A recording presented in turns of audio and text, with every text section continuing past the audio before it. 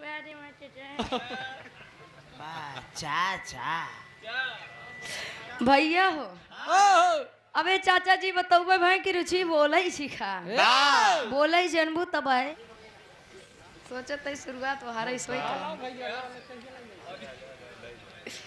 भैया हो 20 मिनट के विराह सुने नहीं आप सब देखा एक बात बताए दे विराह में हमका लगत हमार जब जन्म न भ होए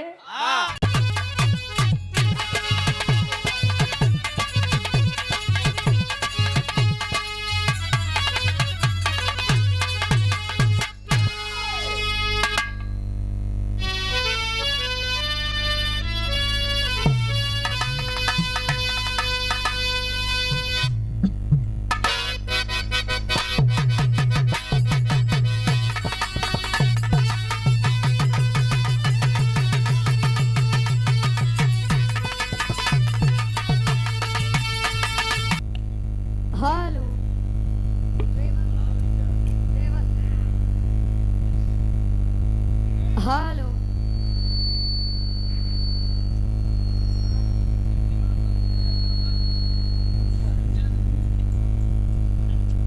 हेलो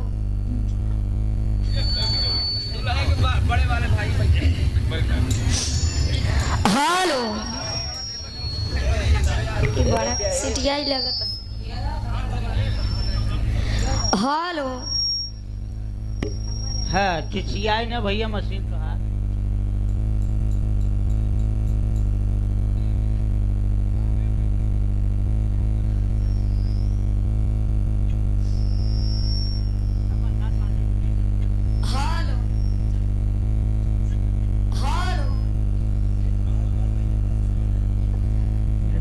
चाँद के पास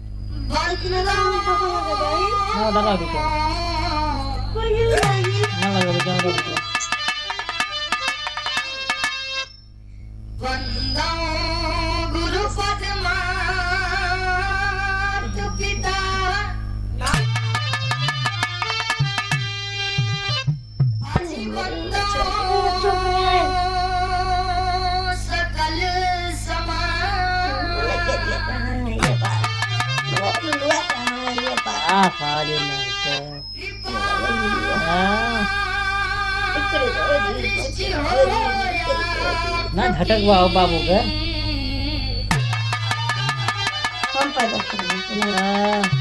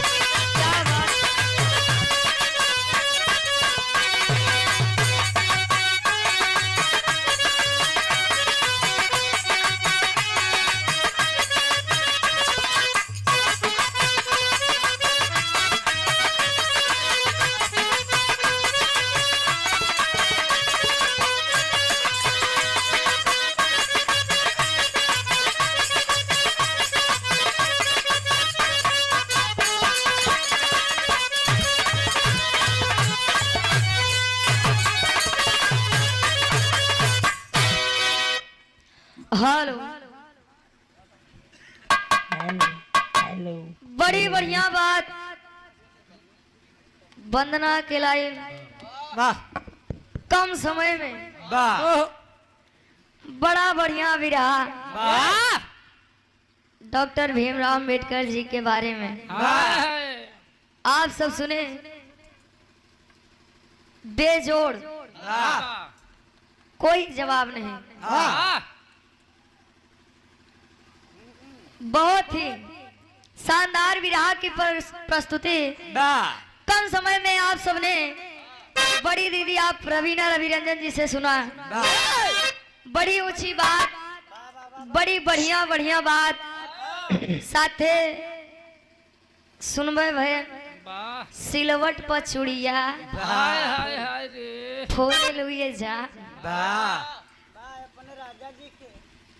दिलवा। वाह भैया, विज्ञान कहता है, साइंस कहता है कि दिल में हड्डी नहीं होती। सही बात तो ये है ना काका कि जहाँ हड्डी होते वही चीज टूटत है।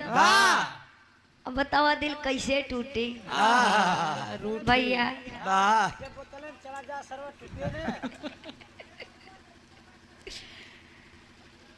वाह क्या बात है। साथे बढ़िया कम समय में डांसो देख ली है, कोनो जवाब नहीं बा। बड़ी ऊंची बातों बताई समाज का लेके, कोनो जवाब नहीं बा।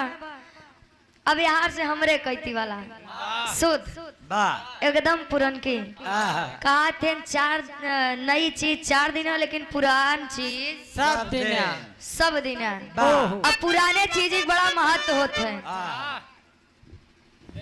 थोड़ा बहुत हमार भाषा समझे में आप सबका दिक्कत होत हो। प्रतापगढ़ पूरा जाता समझ में आवत। हाँ, आप सबके तरफ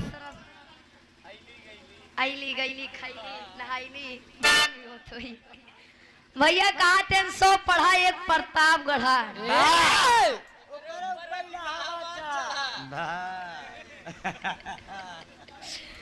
प्रयागराज के है का? अच्छा हम भैया तनी समझे के कोशिश करब आप लोग। आसान और पूर्ण विश्वास बा कहानी में आनंद, धुन तर्ज में आनंद जरूर आए। ओकरे बाद बिरहा आप सबके सुनाऊ। अब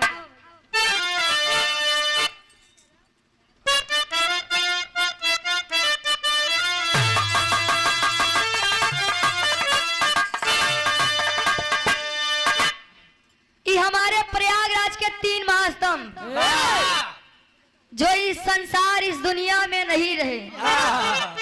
आप बिरहा सम्राट स्वर्गीय दादा श्री राम कैलाश यादव जी, जिनके नाम के आगे अंतरराष्ट्रीय गायक लगता है।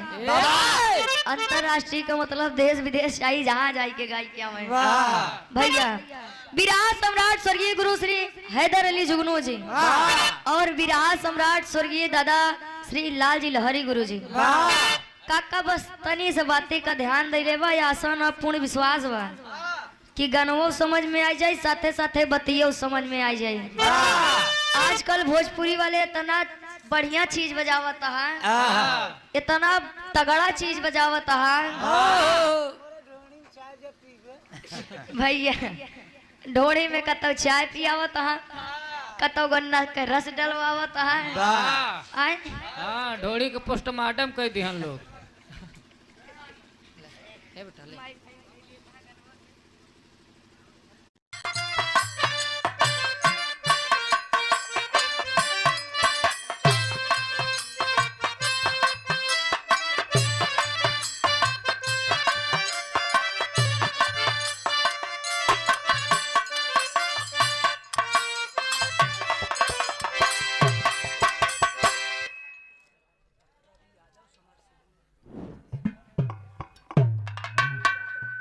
पूजनीय रवि यादव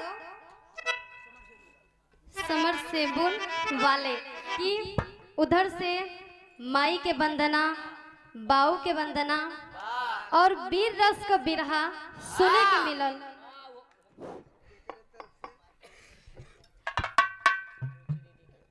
और भाई रुचि दीदी आप ट्रेंडिंग स्टार और हम फर्स्ट हमार आपके साथ फर्स्ट मंच बा। और भाई आपसे सीखे के बहुत कुछ मिलल और हमार सौभाग्य बा भाई कि आपके साथ हमार कार्यक्रम भा। बहुत खुशी भा कि चलो आपके साथ हमार प्रोग्राम भा। कुछ बजा के आओ मास्टर।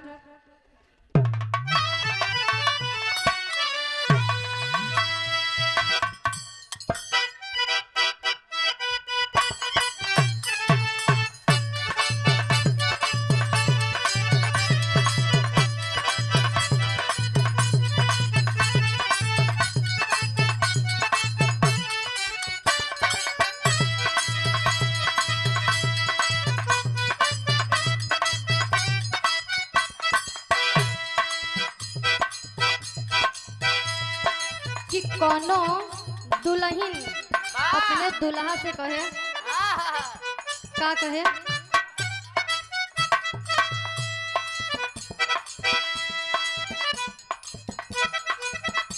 इहे कहे भले शादी कह के लैला टच नहीं करे दे।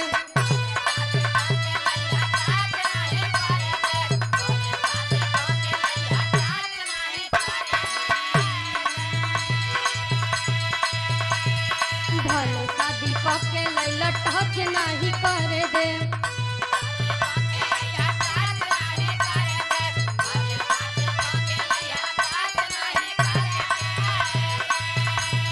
मिली ना जवाब तबले देह नहीं धरे दे।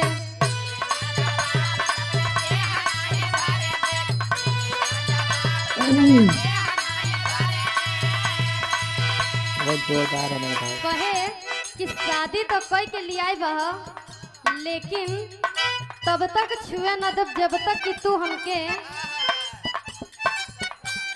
का कहे भले शादी कह के लैला टच नहीं करे दे। मिली ना जवाब तबले देह नहीं धरे दे।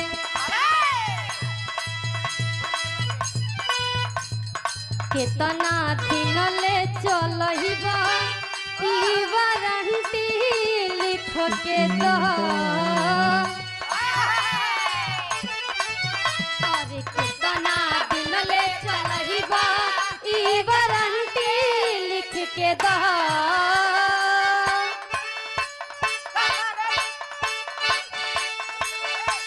कमर टाइम में जो नहीं करबा ई गारंटी लिख के दो।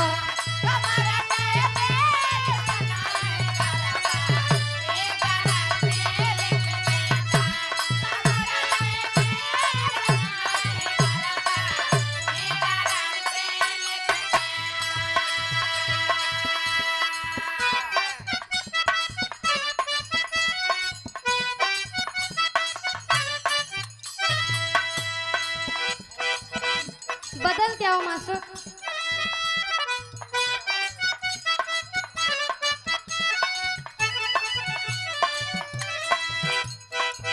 कि कोनो लड़की के यानी शहर के लड़की का शादी गांव में हो गई बा। और जब गांव में हो गई बा बाबू तो जब ओके साड़ी पहने के भइल तो उसे पहनात ना बा।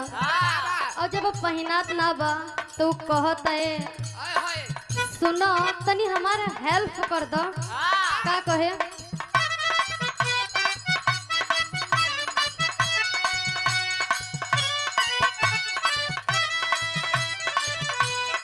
इहे कहे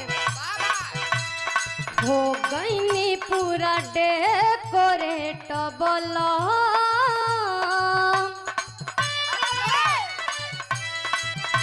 हो गई पूरा डेकोरेट बलम करिया ऊपर नीचे सेट बलम।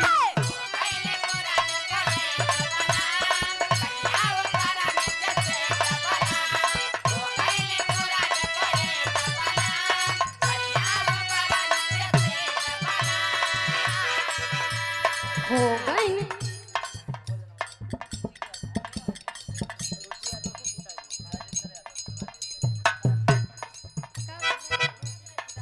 पूजनीय रुचि दीदी के पिताश्री के तरफ से 51 रुपए दे करके आशीर्वाद दिए, बहुत बहुत प्रणाम बा। आशीर्वाद की चाह बा, कहना बा।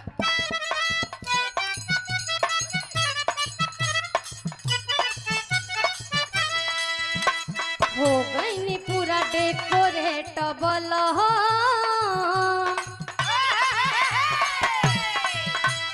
हो गई पूरा डेकोरेटबल करिया ऊपर नीचे सेटबल।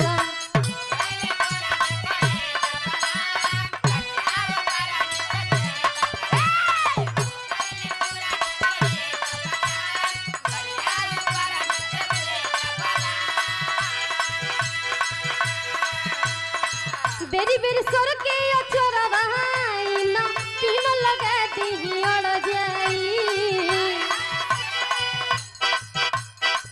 बेरी बेरी सर के अचोरा बहाई ना तीन लगा दी अड़ जाई। लेकिन लड़का कहे अरे सहड़िया पे अरे सहड़िया पे अरे सहड़िया पे डालब नजरिया तो सहड़िया फिर से पहिरे के पड़ जाई।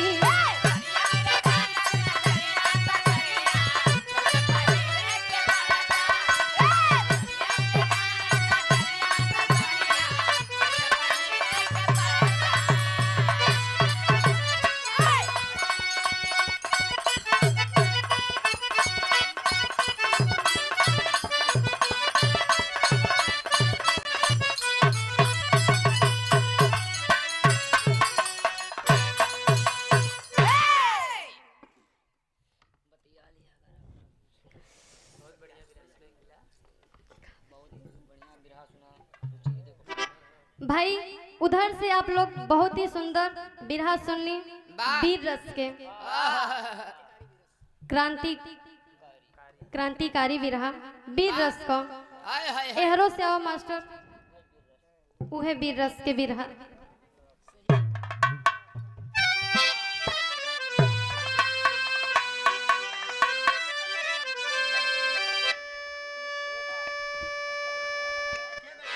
साउंड वाले भैया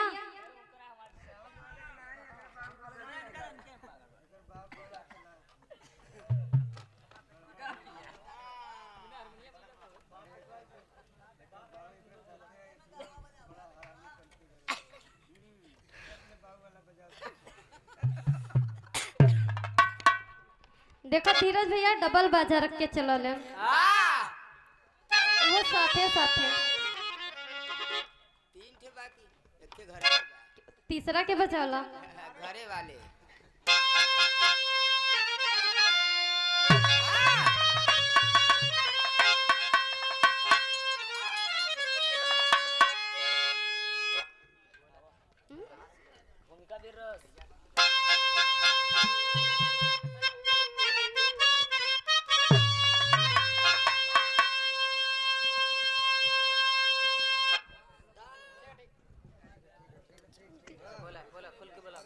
बजा के फिर से आओ।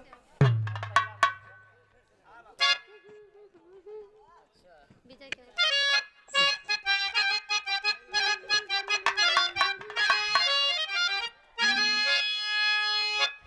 तो जागी जंगी जवानी ले जज्बात को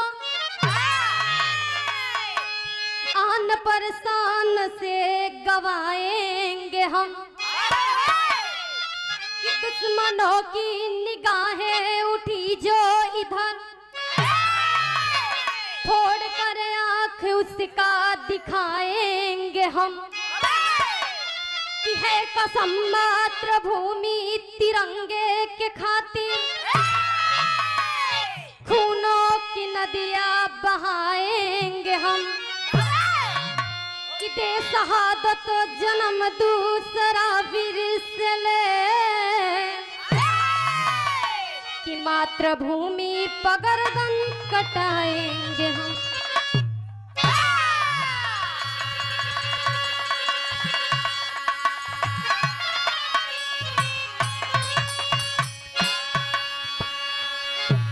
वीर रस कहो बाबू, कहानी हमरे जिला मिर्जापुर कहो। गजल से आओ मास्टर।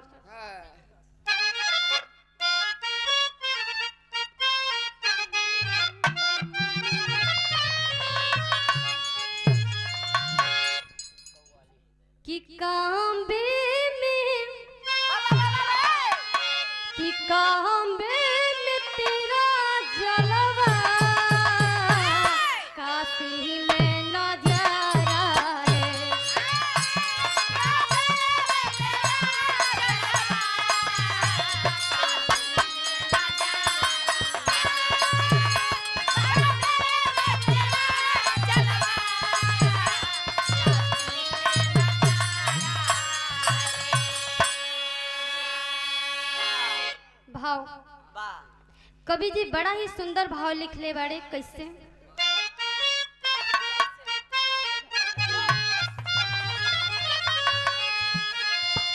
कि नापाक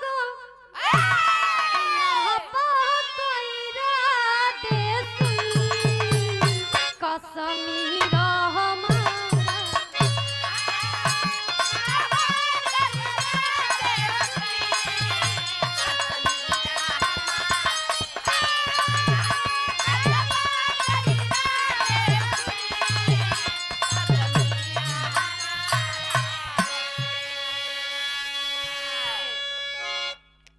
कि कवि जी बड़ा ही सुंदर शेर के लाइन लिखले हवे कैसे। बाबा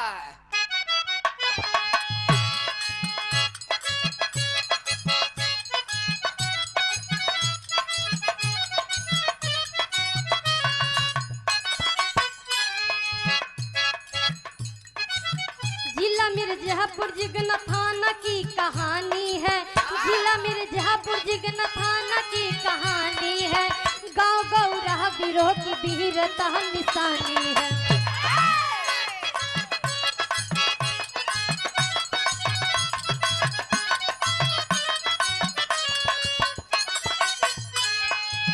यहीं पर संजय सिंह किसान बड़े भारी है, यहीं पर संजय सिंह किसान बड़े भारी है, दया की मूर्ति रेखा सिंह जिनकी नारी है।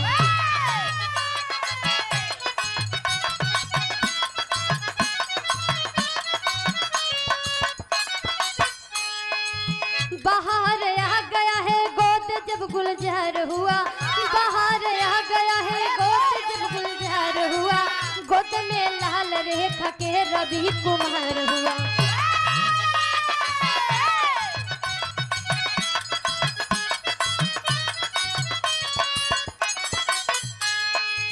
बाद में रहनु प्रीति बेटी दो सुभर भैली, बाद में रहनु प्रीति बेटी दो सुभर भैली, पूरे परिवार में मनो खुशी लहर आई।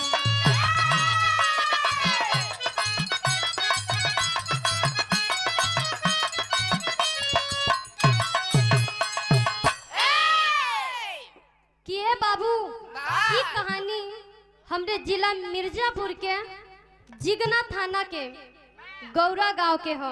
बाबा वही के रहे वाला संजय सिंह रहले और उनके पत्नी के नाम रेखा सिंह बतावल गए। बड़ा ही खुशहाल परिवार रहल बाबू।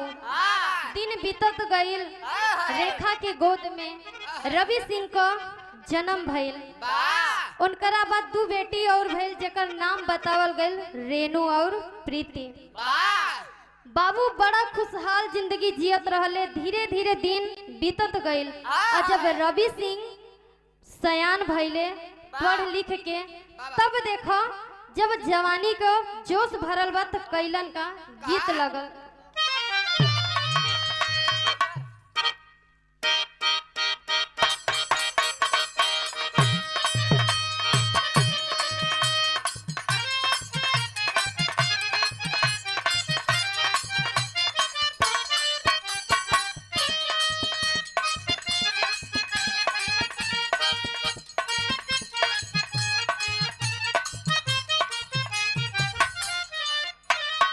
कि कोनो औरत के अपने ससुरा से मायका जाए के बाद ओकर भाई ओके लेवे आवता, लेकिन मनैया ओकर अचरा पकड़ के खूब रोता, कहता सुनो तू हमके छोड़ के मती जा, कुछ हो जाए लेकिन तू छोड़ के मती जा। तो कहता सुनो 2-3 दिन का तो बात बाटे, ओकरे बाद तो हम आइए जाबे ना। तो कहता तोहरे बिना तो हम एक पल नहीं रह सके, तू 2-3 दिन का बात करत हो। तो कहता नहीं रहेगा, लेकिन कहत का बात सुना।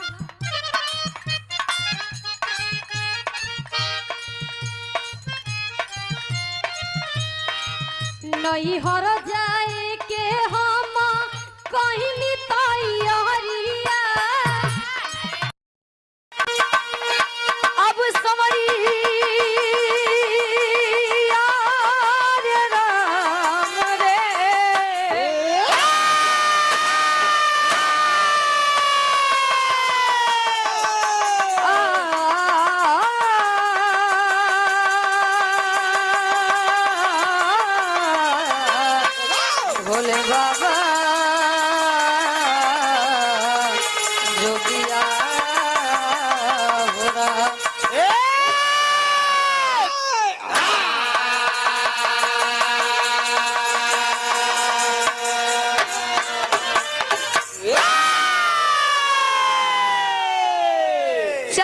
गूंगे के भाव से आओ बाबा।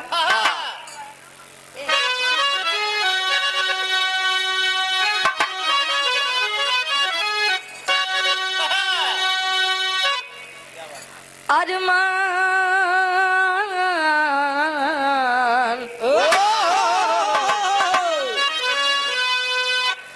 अरमान दिल में बनते हैं लाखों, कोटि कल्पना का देखो समावेश होता। ढह जाते सभी हैं महल ख्वाब के, अरे जब तक न ऊपर से आदेश होता। कर्म अनुरूप फल ही देते सभी को, अरे रखते हैं जो कर्म का देखो लेखा जो।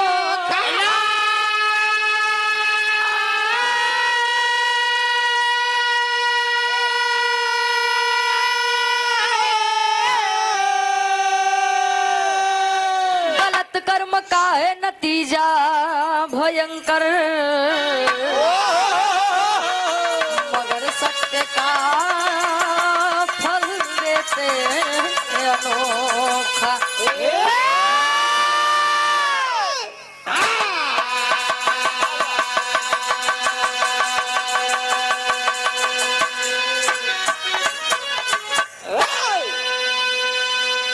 कहा जाता है किसी को समय से पहले और ना भाग्य से ज्यादा कभी किसी को कुछ नहीं मिलता है।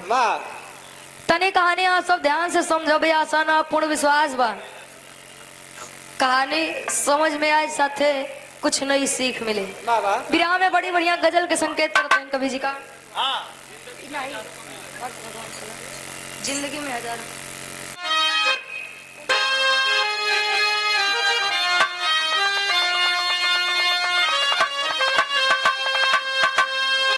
जिंदगी में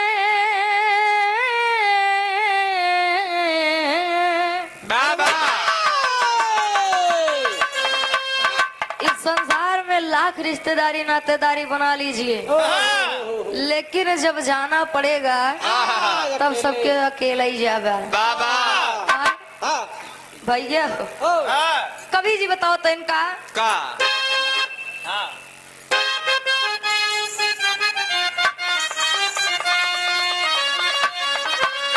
जिंदगी में जिंदगी में हजारों का मेला जुड़ा, हंस जब जब उड़ा तब अकेला उड़ा। हंस जब जब उड़ा तब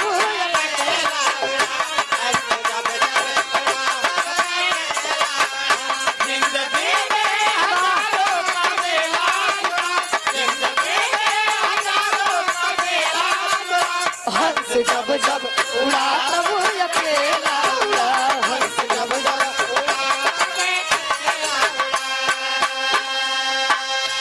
लेकिन कवि जी बड़ी ऊंची लाइन बताओ तो इनका वहाँ तो ध्यान और चले वहाँ चल। हाँ तो आओ वहाँ चल। भक्ति शक्ति वहाँ पर मोहब्बत भाई हाथ लगाइए। भक्ति शक्ति का बंद करिए।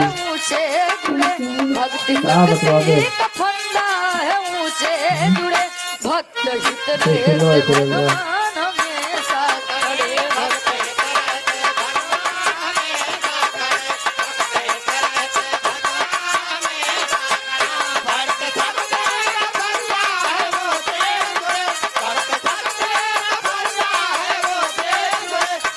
हित रहे भगवान हमेशा।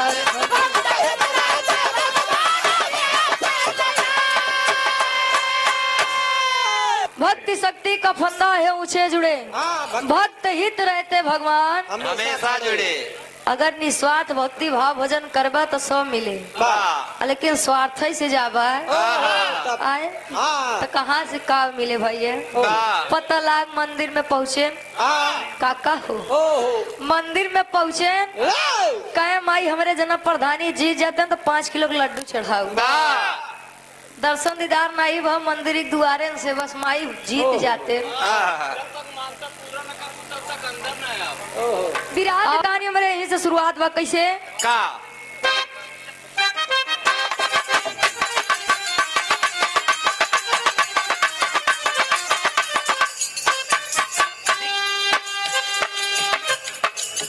इंसानियत हो जिसमें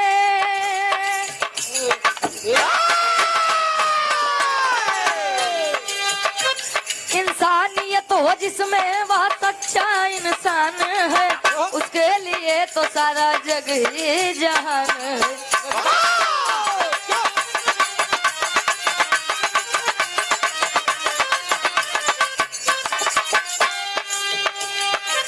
किसी एक गाँव में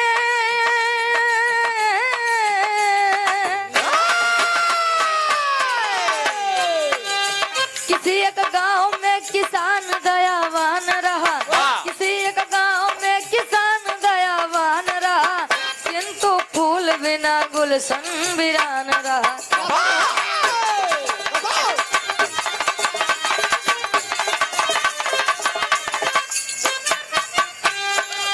देवर्षि नारद का मृत लोक में प्रस्थान हुआ, देवर्षि नारद का मृत लोक में प्रस्थान हुआ, देवर्षि नारद का मृत लोक में प्रस्थान हुआ, देवर्षि नारद का मृत लोक में प्रस्थान हुआ। आए किसान घर यथाचित समान हुआ।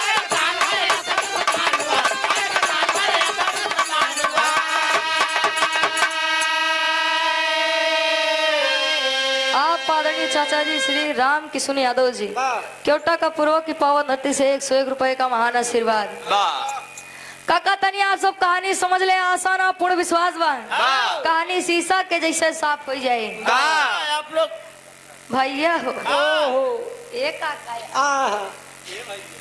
तनी समझा भी आप सब। कहा जाता है इंसानियत अपने खातिर तो कुकुरो बिलार जीवन व्यतीत करत है, दूसरों खातिर आई राजू। लेकिन अगर इंसानी रूप मिला बा, देखा वही मंदिर पे जाबे दान पेटी रखी रहे, इशारों को समझिए राज को राज रहने दीजिए। देखा था दान पेटी QR कोड लगाए घर स्कैनर लगाए धई देता हूँ। बताओ देवी देवता कहा थे भैया। अब अरे अब वही मांगे वाले खड़ा रहा है 10 रुपया दे, सबके हालत खराब हो गया। छोटा हेरत है। देखिए न आस्तिक बनिए न नास्तिक बनिए, इंसान को वास्तविक होना चाहिए। जब वो सामने बाटे वो का काम कर भैया। हाँ देवी देवता नहीं कहते चढ़ावा चढ़ावे ये अपन का कहे वाली आदत सुधार ले। हाँ किसान जी दुआरे मन मारे बैठा है यार नारद जी।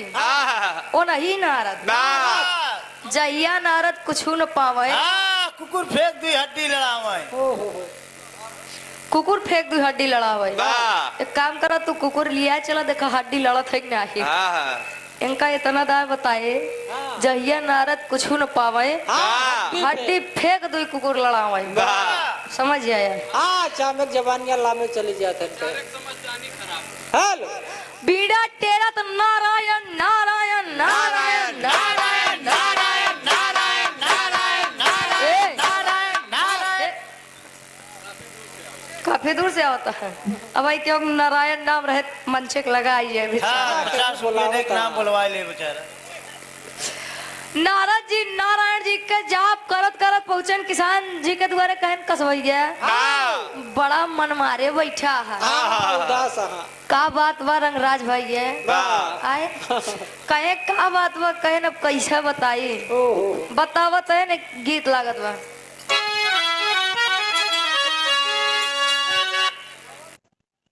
बंदो गुरु पद्मा पिता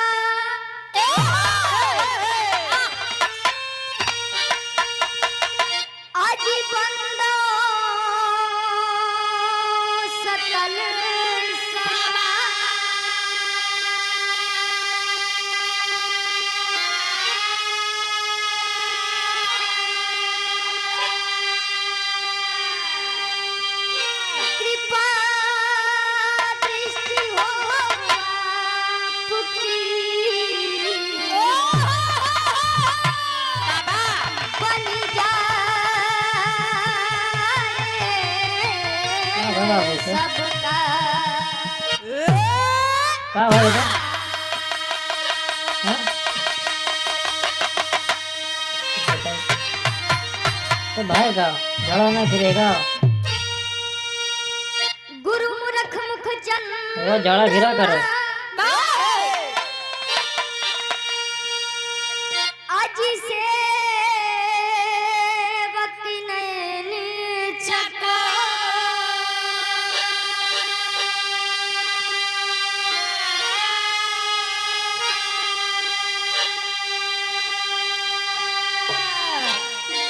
बारी बारी निरखते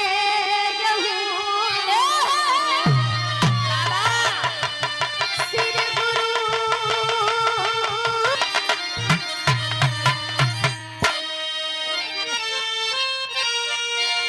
प्रथम मातु की वंदना संसार में पहला स्थान माता और दूसरा स्थान पिता का होता है। ई बरे का काया बे बड़का भैया बताओ बहन वंदना जो कभी वंदना हो वही है वंदना। तो महतारी बाप के प्रेम कोनो जोड़ नहीं बे कभी जी बताओ तो कैसे प्रथम मातु की वंदना आज दूजे पिता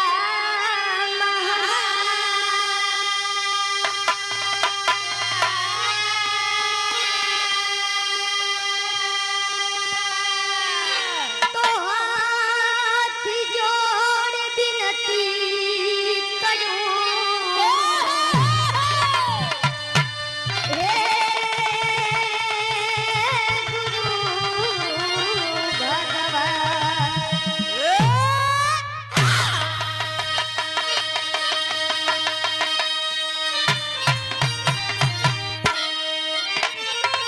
कहे मीरा के बीड़ा में जाके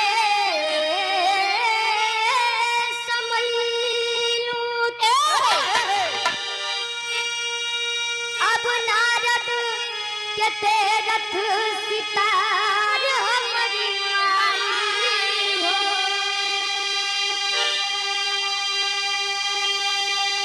अरे तो दादिया में सबवा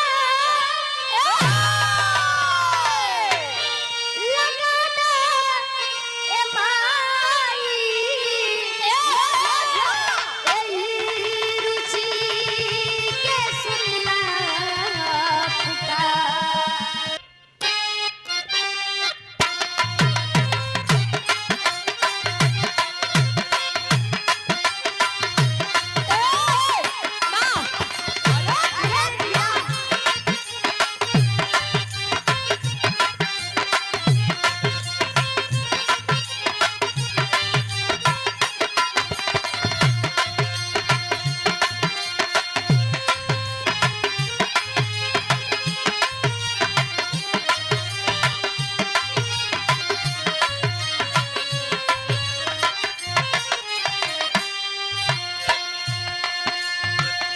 भगवान